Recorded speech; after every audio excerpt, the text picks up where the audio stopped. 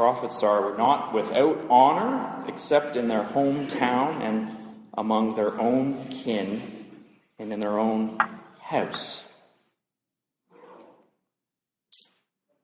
So I don't know, I feel like they're still going around when I say prophet, or when we think of prophets. I think some of us might still think of a prophet as somebody who can tell the future, right? Who can divine what's going to happen. And that's sort of true, but it's sort of the end result of true prophecy, not where things start. Prophets, primarily, their job is to tell us where we are right now, who we actually are as individuals, as a nation, as a culture. I think there are some people that we might name that seem to consistently in their public life speak prophetically to us. With all the stuff happening in the States right now, I can think of someone like a Cornel West. I don't know if you've heard of him, but he seems incredibly and consistently prophetic. I would put David Suzuki on that list as somebody who seems consistently to have a prophetic voice. But I think each one of us throughout the course of our lives has been prophetic to someone else. I think the big test, unfortunately, of true prophecy is time. Every single one of these Old Testament prophets were almost always appointed maybe years, even centuries after their prophetic ministry, because people found, look, in the course of history, it seems that everything that they said came to pass. But these were people who were very much alive and who were very much trying to change the minds of people, and especially the minds of leaders, to go in a different direction. I feel recently, if you look back at, remember I was in seminary when the war in Iraq started, and you had people saying, this is a really great idea, we're going to bring democracy to the region, and you had other people saying, actually, this might be a really bad idea, and only time was going to tell, unfortunately. And it seems that prophecy comes in two forms. The first, prophecy sometimes is in the form of tradition and ancient wisdom, and sometimes prophecy is brand new, and sometimes it's really hard to tell the difference. In the form of tradition, I can't help but notice prophets are not without honor except in their hometown, among their own kin, and their own house. It was amusing for me to read this as a priest kid.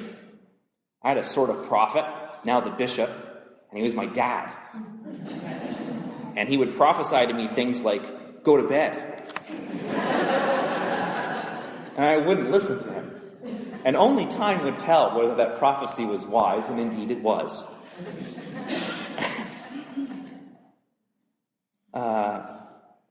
I can remember another story that I heard when I was a seminarian, and there's another priest who ended up, another bishop, he's now the Bishop of Alabama, and he told this story about going fishing with his dad. And he said, I went out fishing and we were in this boat, and I'd never tied a lure onto a line before. And he said, this is how you do it. You put the line through the lure, and you go through the thing, and you go around 3 times, and then you tie it with your teeth like this, and that's how you do it. That's how you tie a lure. And he looked at his dad like, Dad, that's crazy. I'll just tie a knot. So he ties a knot, maybe a double knot, or throws his lure in, and of course the fish bites the lure, pulls the lure off the line, swims away. So his dad's like, no, you gotta, and he goes through the whole thing again. You gotta tie it through the thing, and you go around 3 times. I Googled this actually, it's called the Rapala knot. I Googled this yesterday. I'm like, what is this knot that he's doing? Rapala knot. So he's doing, going around the thing, and then you tie it around 3 times, and then you tie it with your teeth like this. That's how you do it. And once again, he doesn't do it, and finally he learns. And I have no clue what the rest of that sermon was about, but I love that little story about him and his dad. And I just feel like so much of prophecy, especially in the form of ancient tradition and wisdom, doesn't come to us in these lightning bolts from the sky, but it's this probably seemingly boring, mundane, I don't want to do that, Dad. I don't want to go to bed. I don't want to tie the knot that way. That seems exhausting. I don't want to clean my room. I don't want to develop these habits. and these values that seem so much more boring than ignoring people and playing video games. I don't want to go outside or exercise or be quiet and alone with my thoughts. And then, of course, if you're like me and you ignore so many of these things for so many years, then I watched a TED Talk last week. And the great nugget, the life hack for people in the modern age was write a letter, an email or a letter to somebody once per day. This is all about changing your mind and living in a positive world, and all this sort of profound stuff to it. But listen to these TED Talk tips and tell me if this doesn't sound like your parent or your grandparent. Write a letter to somebody once per day, thanking them for something nice they did for you. Exercise. Meditate. Be alone with your thoughts, because we're living in a cultural ADHD. Have a journal or a diary and write positive experiences that you've had, and every day think of 3 things that you're grateful for. Millions of dollars in research have been spent by all kinds of institutions to bring this man to come and give this lecture about all of his scientific findings for how to lead a positive life. And I'll be darned, I feel like my parents told me each and every one of those things. Write your grandmother a note thanking her for your Christmas present. I don't want to. I think our lives have been filled with prophetic things. I think at the same time we have been prophets in these small, I don't think very many of us have these big, powerful, earth-shattering prophecies, but I think we're prophesying in little ways every day, trying to transform the lives of people that we love. And there's the opposite side of prophecy, the side that Jesus embodied in this story of a young man doing something very different from his father the carpenter. And he's not doing carpentry, he's preaching. And this is at a time when generally you inherited the priestly vocation from your father. If your father was a rabbi, you inherited that. Who does he think he is? Who is his father? It's comedic now, looking back. Well, God is his father. We're supposed to shout. But as I find as I get older, this other kind of prophecy is speaking to me more and more powerfully, the prophecy of the new. I was at my nephew's graduation, and you could feel in the room not only a deep excitement and a deep passion for the future of our world, but I also felt this is a very different generation from mine. I never really felt that before. High school feels different now. It's a different time. They were more serious than my generation was. We were kind of goofballs. We all assumed we'd have jobs. We were trying to be unique and have our own voice, maybe even by dismissing the people around us. I found his class was very encouraging of one another. It's important to be a part of something.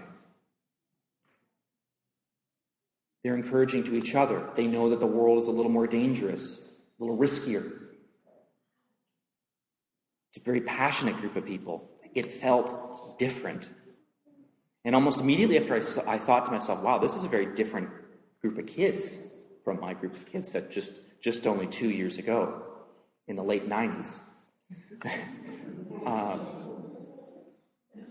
But I also thought, I can learn a lot from these kids, and I can learn a lot from my nephew, who's 18. He's filled with a different kind of wisdom than I had and have. A different kind of optimism, a very focused optimism, that he's going to have to do something. It's a very different kind of prophecy, and we can see it around us. I think we're all hoping that the Truth and Reconciliation Commission is going to be a promise for a new generation, that we're going to have a different kind of relationship with the First Nations, Inuit, and Métis brothers and sisters that live in our midst. I think we can all see all this stuff with the LGBT community, the lesbian, gay, bisexual, transgender community. Things are very different from where they were 15 years ago. There's more and more of a cry for a sustainable relationship with the earth. And then there's small things, just the things that I was describing. I think if we spend time with young people,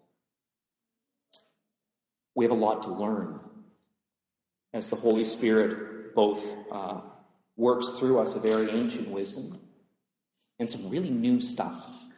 The Holy Spirit is always doing something new. And just like the ancient stuff, sometimes only time will tell whether that wisdom is true or not.